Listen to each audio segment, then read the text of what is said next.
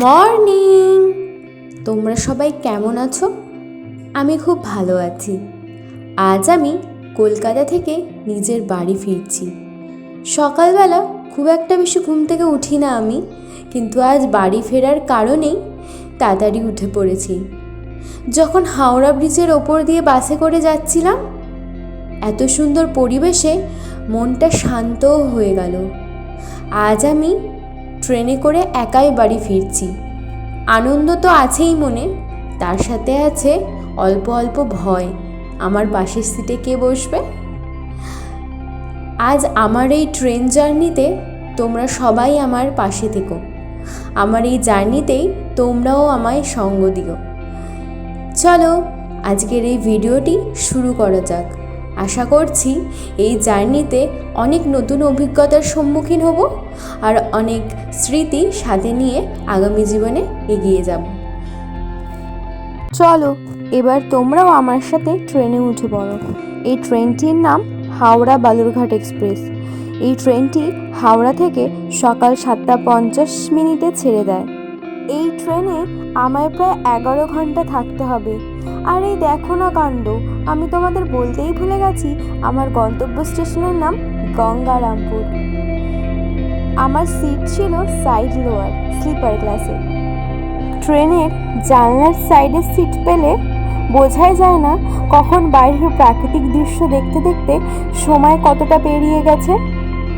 খুব সুন্দর লাগে, জার্নি যেন আরো আনন্দময় হয়ে ওঠে।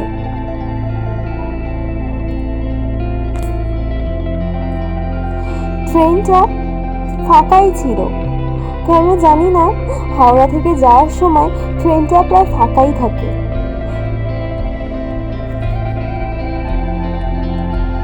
খুব সকালবেলায় ওঠার কারণে খুব ঘুম পেয়ে গেছিল, তাই আমি নিজের ব্যাগগুলোকে ঠিক জায়গায় রেখে দিচ্ছিলাম যাতে আমি আমার শোয়ার জায়গাটা সুন্দর করে গুছিয়ে নিতে পারি। ট্রেনে উঠলে ব্যাগ নিয়ে আমার খুব টেনশন হয়। আমি ব্যাগটা মাথার কাছে রাখলেও তাই হাত দিয়ে দেখি যে ঠিক আছে কিনা। তোমাদের সাথেও কি এমন হয়? যদি হয়ে থাকে প্লিজ আমায় কমেন্ট করে জানিও। এটা খুব মজাদার লাগে, বারবার করে দেখি যে ঠিক আছে কিনা। আর ট্রলি থাকলে নিজে বারবার করে উঠে উঠে দেখতে হয় যদি আপার সিট হয়। এটা খুব মজাদার আর আতঙ্কময়। এবার আমি ব্যাগটা নিয়ে নিয়েছি নিজের কাঁধে। আমি সবসময় এমনই করি, কেন জানি না, তোমরাও কি করো? এবার আমি ঘুমিয়ে যাব, চোখে প্রচুর ঘুম। আর এই ঘুম নিয়ে যেন চোখ আমি খুলে রাখতে পারছি না, সুন্দর করে শুয়ে পড়েছি যেন নিজের বাড়ির মতন। আর ট্রেনে ঘুম যেন ভীষণ ভালো হয়, ট্রেনটা যেমন দোলে। ঘুম থেকে উঠে যাওয়ার পরে খুব খিদে পাচ্ছিল। ট্রেনে জার্নি করলে বিঙ্গো, লেস, কুরকুরে আমার খেতে ভীষণ ভালো লাগে। ঘুম থেকে উঠে ট্রেনের জানলার সাইডে বসে হাওয়া খেতে ভীষণ ভালো লাগছিল, কিন্তু শুধু হাওয়া খেলে তো আর হবে না, খিদে পেয়ে গেছিল। তখন মনে পড়ল যে আমি তো সাথে করে ম্যাগি নিয়ে এসেছিলাম, সেটাই খেয়ে নিই বাইরের সুন্দর পরিবেশ দেখতে দেখতে।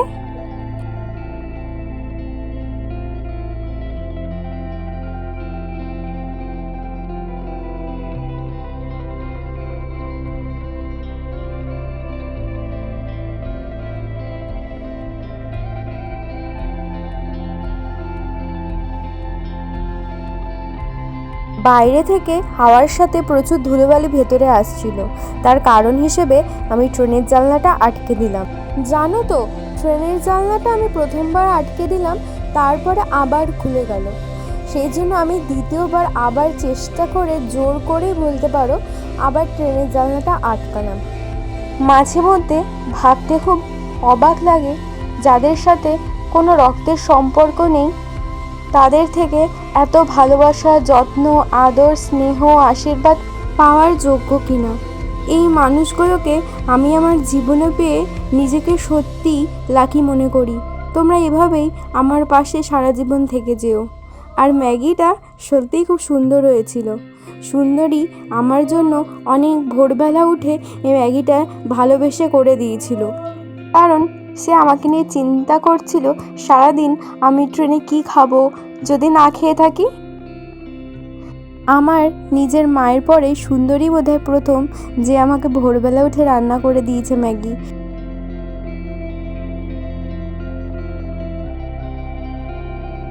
তোমাদের সাথে কথা বলতে বলতে ট্রেন পৌঁছে গেল আজিমগঞ্জ জংশন। সময়টা ছিল ঠিক ভর দুপুরবেলা। ওয়েদারটা এত গরম থাকার কারণে আমি কিনে নিলাম মালাই কুলফি। যখন আমি মালাই কুলফিটা খাচ্ছিলাম, ট্রেনটা তখন তার বর্তমান স্টেশন ছেড়ে পরবর্তী স্টেশনে যাওয়ার জন্য ধীরে ধীরে রওনা হলো।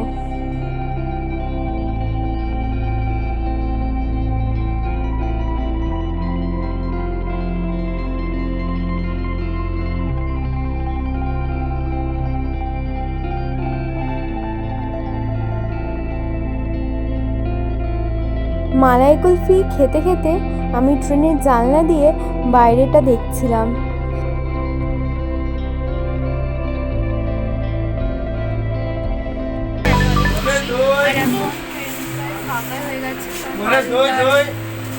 মালদার পর ট্রেন অলমোস্ট ফাঁকাই হয়ে যায়, তখন একাই জার্নি করতে হয়। মাঝে মাঝে একা জার্নি করা ভালো। পুরো ফাঁকা, ওই দিকটা পুরোটাই ফাঁকা। দেখাচ্ছে কিছু কিছু একজন দুজন করে লোক আছে।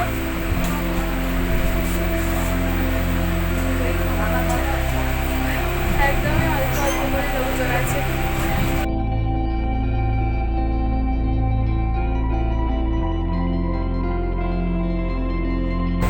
আর ভালো লাগছে না, অনেকক্ষণ ধরে বসে আছি, তাও বাড়ি আসছে না।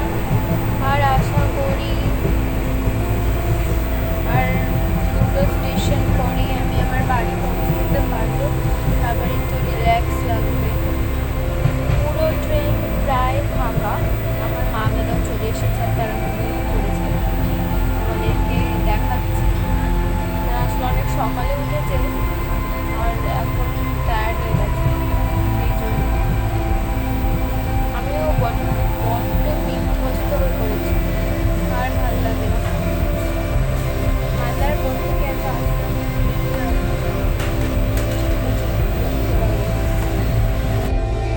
অ্যান্ড ফাইনালি আমাদের যাত্রা আজ এখানেই শেষ হলো। বলতে ভালো লাগছে আমি আমার ভালোবাসার শহর গঙ্গারামপুরে পৌঁছে গেছি।